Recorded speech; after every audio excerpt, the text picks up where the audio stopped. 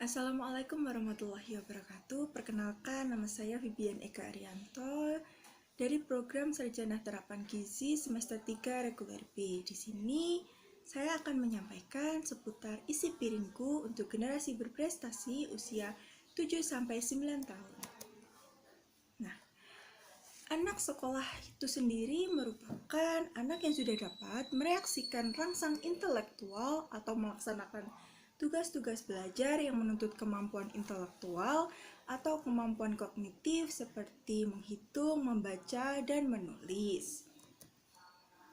Nah, masalah gizi pada anak yang sering kita temui yaitu seperti stunting, marasmus, obesitas, dan anemi. Stunting itu sendiri merupakan kondisi gagal pertumbuhan pada anak akibat kekurangan gizi.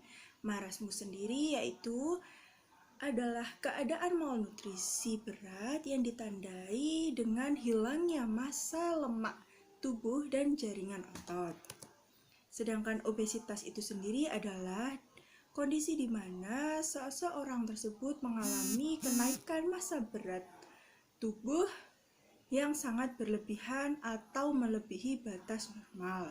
Sedangkan anemi itu sendiri adalah kondisi ketika tubuh kekurangan sel darah merah yang sehat atau ketika sel darah merah tidak dapat berfungsi dengan baik. Penyebab masalah gizi yang sering kita temui pada anak yaitu seperti contohnya jajan sembarangan, kurang makan buah dan sayur. Penyebab jajan sembarangan biasanya disebabkan karena hidangan di rumah kurang menarik sehingga anak-anak tersebut lebih suka atau lebih gemar untuk jajan di luar rumah. Nah, jajan di luar rumah.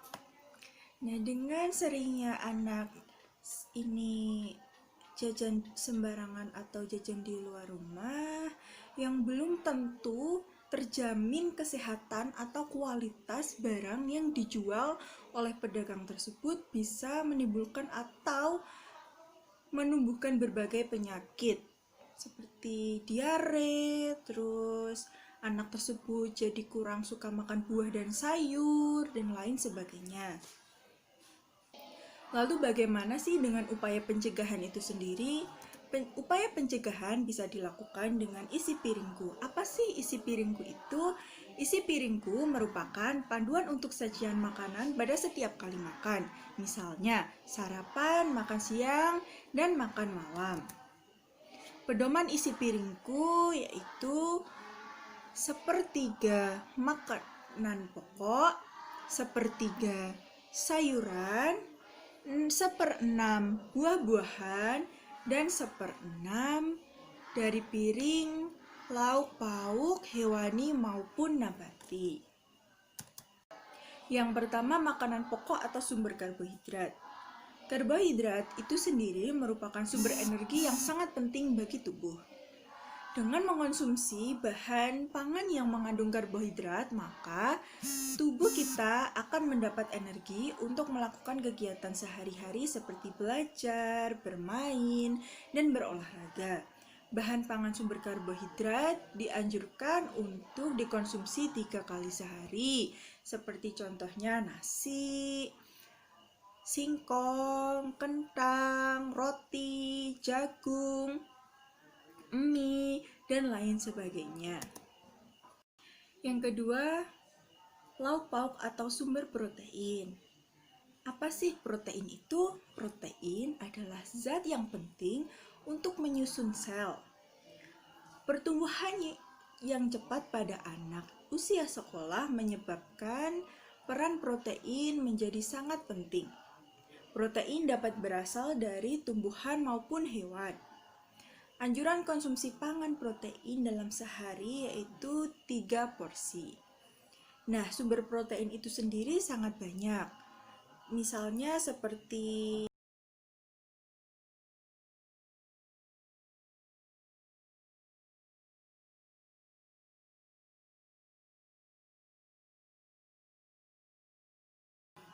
sumber protein hewani seperti ikan, telur, dan lain sebagainya. Untuk sumber protein nabati bisa seperti tempe, tahu, jamur, bisa gitu. Sumber protein nabati itu seperti tahu, tempe,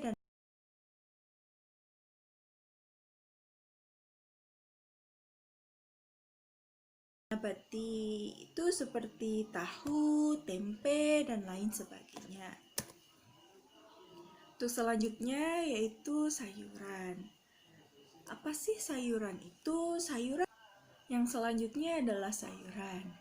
Apa sih sayuran itu? Sayuran merupakan sumber vitamin, mineral, dan serat. Vitamin dan mineral adalah zat pengatur berfungsi untuk memperlancar segala proses yang terjadi di dalam tubuh. Kekurangan serat dapat menyebabkan selulit atau sulit buang air besar.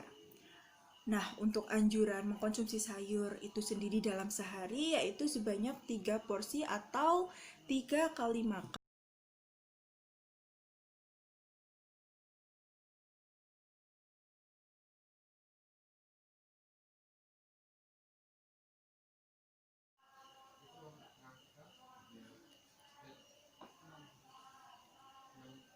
Yang selanjutnya yaitu buah-buahan.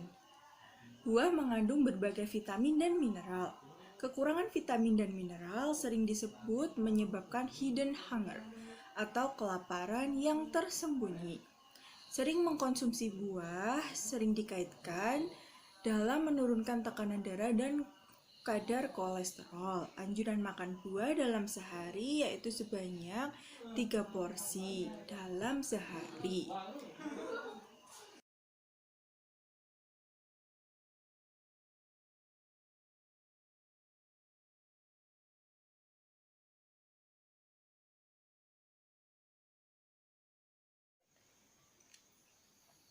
Nah, berikut ada contoh pemorsiannya yaitu sumber karbohidrat dan sumber protein hewani.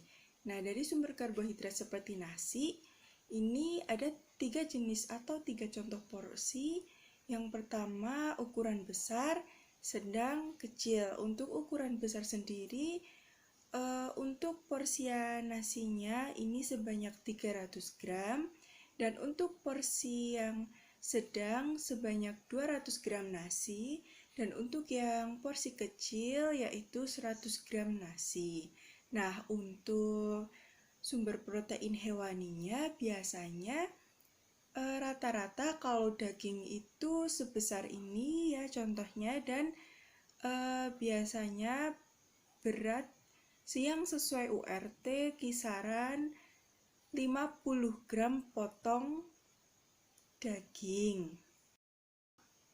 Nah, untuk selanjutnya yaitu ada sumber protein nabati. Nah, di sini saya mencontohkan seperti gambar di samping yaitu tempe dan tahu. Nah, untuk tempe sendiri di sini saya mencontohkan ada yang ukuran segitiga yaitu berberat atau kisaran beratnya sekitar 30 gram dan ada yang satu potong sedang dan satu potong besar.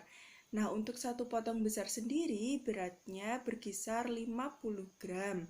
Dan yang untuk satu potong kecil itu setengah dari satu potong besar yaitu seberat 25 gram. Nah, untuk tahu sendiri di sini ada berbagai banyak ukuran mulai dari 80 gram, 40 gram, 30 gram, 20 gram, dan 5 gram. Bisa dilihat seperti gambar di samping saya ini, contoh dari pemorsian tahu dan tempe sebagai sumber protein nabati. Untuk selanjutnya yaitu buah dan sayur. Di sini saya mengambil salah satu contoh buah yaitu alpukat. Nah, untuk buah tersendiri tidak ada berat khusus di masing-masing buah. Nah, di sini saya mengambil contoh yaitu buah alpukat. Nah, untuk pemorsian buah tersendiri tidak ada patokan atau spesifikasinya karena kita mengkonsumsi buah itu tergantung jenis buah itu sendiri dan memiliki berat yang berbeda-beda sesuai dalam ukuran rumah tangga atau menjadi patokan yang seharusnya kita dapat mengkonsumsi sehari-hari. Nah, untuk sayur sendiri biasanya ada golongan-golongan tersendiri. Nah, untuk umumnya biasanya kita dianjurkan untuk mengkonsumsi sayur sebanyak 100 gram dalam setiap kali makan. Nah, berikut merupakan contoh dari penyajian isi piringku yang benar. Nah, di sini ada makan pagi. Makan pagi ini sajiannya atau hidangannya sangat lengkap. Yang pertama dari makanan pokok yaitu nasi, lalu kemudian sayur-sayuran dan buah, kemudian lauk nabati dan juga hewani. Nah, untuk makan siangnya juga sangat bervariasi tentunya. Yang pertama ada makanan pokok seperti nasi merah atau nasi coklat atau brown rice, terus diikuti dengan sayur-sayuran yang tentunya kemudian buah dan juga lauk hewani maupun nabati. Untuk makan malamnya sendiri di sini ada sayur dan makanan pokoknya itu seperti tela, ada buah manggis dan juga lauk hewani dan juga nabati. Untuk snack paginya seperti yang dicontohkan ini ada rissoles dan snack sorenya yaitu dorayaki atau roti isi coklat. Selanjutnya, mengapa sih sarapan itu penting? Sarapan memiliki peran penting untuk memulai hari atau memulai aktivitas di pagi hari. Sarapan sebagai sumber energi yang diperlukan untuk belajar dan bermain sehingga anak dapat mencapai prestasi belajar yang optimal, karena dengan sarapan pagi anak menjadi lebih berkonsentrasi dalam menangkap atau memahami suatu pelajaran. Nah, untuk berikutnya di sini ada pesan gizi seimbang untuk anak sekolah. Yang pertama, biasakan makan 3 kali sehari seperti pagi, siang, dan malam. Yang kedua, biasakan mengkonsumsi ikan sebagai sumber protein. Dan yang ketiga, perbanyak konsumsi sayuran yang cukup dan buah-buahan. Yang keempat, biasakan membawa bekal dan air putih dari rumah. Yang kelima, batasi konsumsi makanan cepat saji atau jajan sembarangan dan makan makanan yang terlalu manis, asin, bahkan berminyak. Yang keenam, biasakan menyikat gigi setidaknya 2 kali setelah makan pagi dan sebelum tidur. Dan yang terakhir atau yang ketujuh, hindari merokok. Ini tidak boleh ya merokok untuk anak-anak. Nah, tidak terasa sekarang kita telah ada di penghujung penjelasan. Terima kasih atas waktunya yang telah diluangkan untuk mendengarkan sedikit penjelasan dari saya tentang isi piringku untuk generasi berprestasi pada anak usia 7-9 tahun. Untuk itu, terima kasih dan sampai bertemu di video-video selanjutnya. Wassalamualaikum warahmatullahi wabarakatuh. Bye-bye.